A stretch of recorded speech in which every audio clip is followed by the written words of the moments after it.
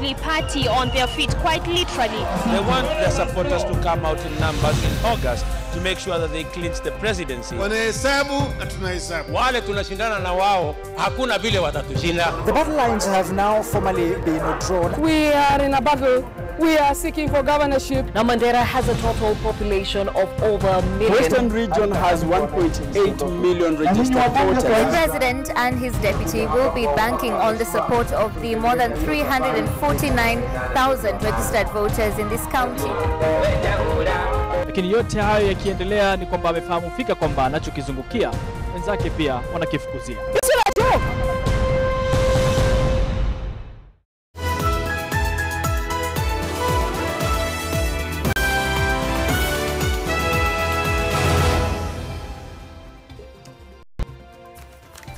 Hello there, just in time for NTV at 4. My name is Trevor Mbija. Here's what you need to know at this hour. The National Super Alliance now says the credibility of the August 8 polls may have been compromised in the murder of one of the heads at the ICT department at the IBC. That's according to a statement read on behalf of the coalition by one of its principals, Musalia Mudavadi. The murder may have been aimed at having access to crucial information with regards to ICT plans for the elections. The alliance now demands that an international body oversees the elections. If indeed there is nothing to hide and the IBC wants to restore some level of credibility in this process, they should not try and operate a closed door system in this scenario. And here we are saying that having a situation where an international expert within the framework of the Commonwealth or the UN being there to stand by and also see what is happening so that they can assure Kenyans that there has been no interference would be very, very important. What we want at the end of the day is an election that will receive acceptance by the Kenyan people and in the international community. It is becoming a trend with the police to give information to certain circles, political circles within the country on a matter which is still under investigation, when it is still very raw. I remember when one of your own, Mr. Menya, a journalist, was arrested at CID headquarters. The police themselves were sending pictures out to elements within the Jubilee leadership, which were then put on the social media. Now, again, to my shock, in relation to the death of Chris Musando, pictures from the crime scene or what was potentially a crime scene, where the vehicle was found and where the bodies were found. All this now is already in the public domain, and therefore there's a potential that, you know, these crime scenes have been contaminated. No doubt to destroy any investigations which would go towards establishing the motive of the murder, if it was anything to do with trying to get the password from Chris Musando. Well, IBC, of course, already responded to that to allay those fears, saying that their servers are foolproof and there's nothing to worry about. In fact, they said that they do not need international help and that the elections will be free, fair, and credible on the August 8th, which is just about 7 days from today. Speaking of the elections, the governorship candidates in the county of Uasin Gishu have asked their supporters to exercise peace ahead of, during, and after the general election.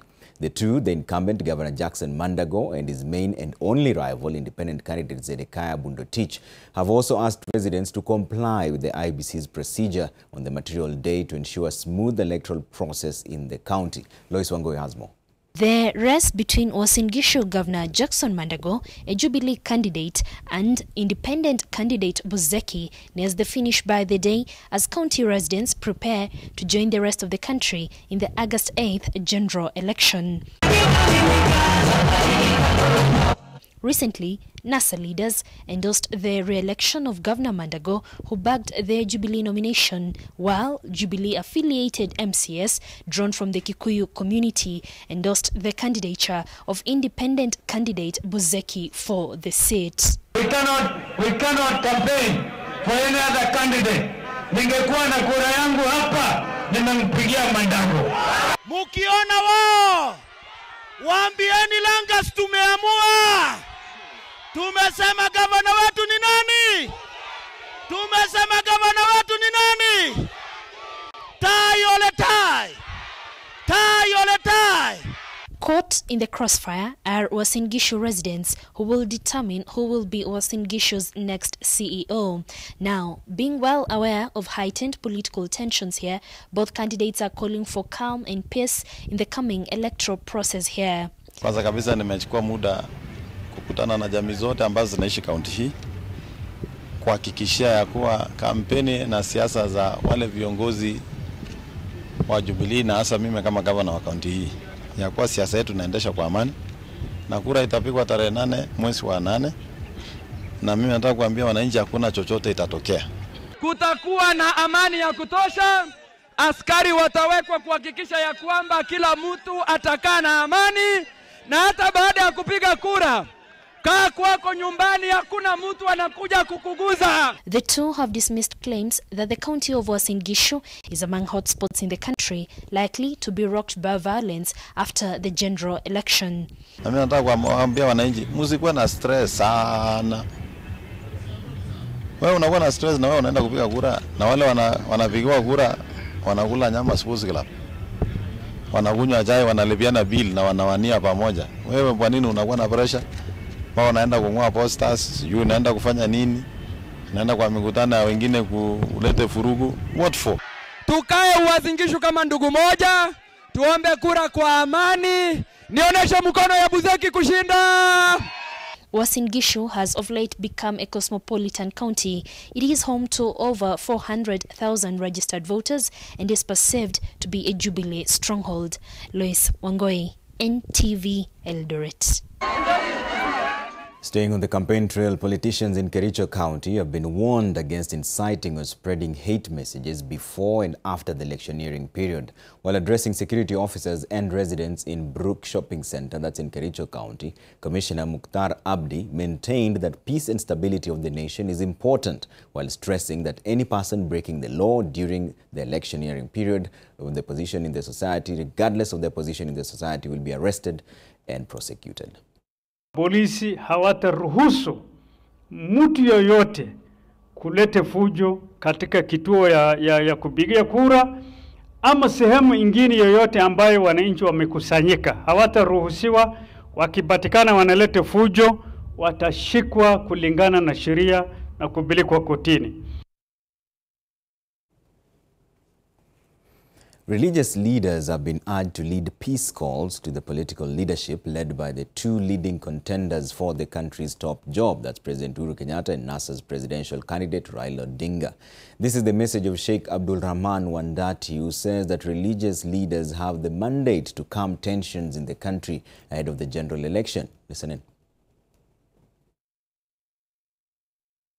We saw what happened in 2007, 2008. The country burned until the then president, Mwai Kibaki, and his then adversary, Raila Amolo Odinga, stood on the steps of Harambee House and reassured Kenyans that this nation was one and the same, and the country calmed down. So the people of Butere are worried that given the polarization that is going on right now, if it is not arrested now, what we invested will go to smoke and ashes. So they asked me to use this opportunity to ask the religious leaders at the national level, the same leadership who came together and created Ufungamano, to invite His Excellency Uhuru Kenyatta and the Right Honorable Raila Odinga to a sitting, just the two of them, with the religious leaders, and they should urge them to do exactly what Raila and Kibaki did, but this time before elections. Stand, if it is in the steps of Harambee House, if it is in Uhuru Park, if it is outside Parliament building, but tell Kenyans, listen guys, this country is ours. Nothing is worth the blood, the life, and the property of any Kenyan.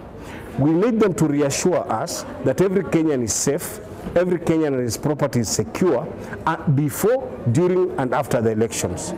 Our constitution assumes that anybody with an executive position in this country is a potential thief, is a potential tyrant.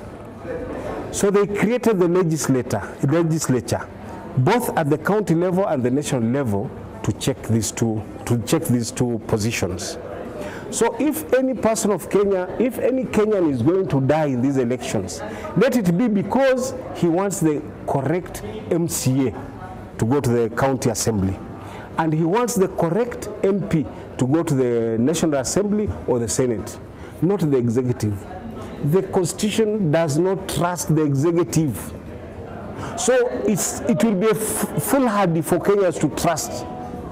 It does not matter ni wa mrengo gani. Both these gentlemen, even down to the county, they are my friends. I know them, they know me. But my stand is, at the county level, my candidate is the county. At the constituency level, my candidate is the constituency. At the national level, my candidate is Kenya.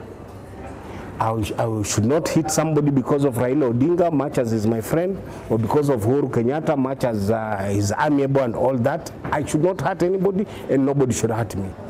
And for me, for them to deserve the respect that I have for them, is for them to forestall any disharmony among the people and within the nation.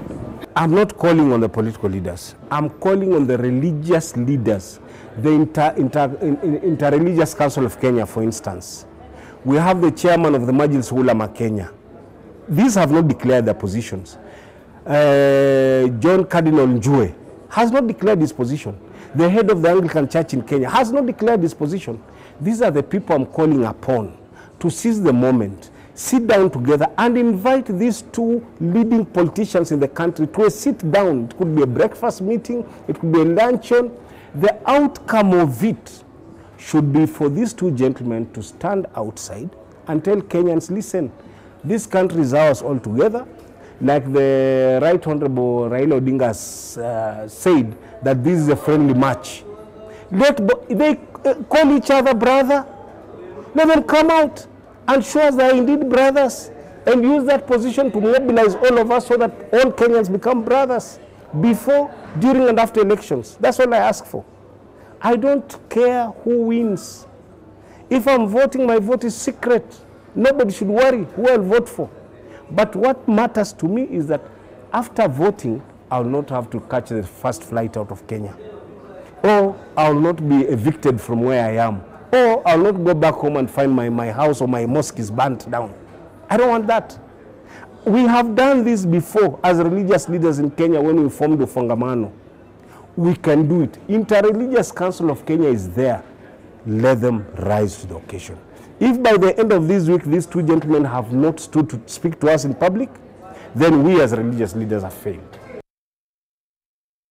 Let's get some sporting action now. In Manchester United signed Serbia international Nemanja Matic from Premier League champions Chelsea on a 3-year contract with an option to extend for a further year.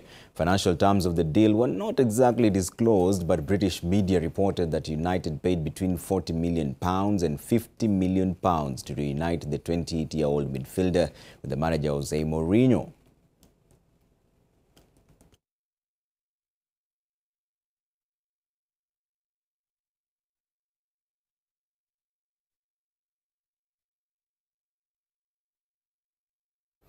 All right, let's leave it there for now. More news updates coming your way at 7 and at 9. I'm Trevor Mbija. Always a pleasure having you with us.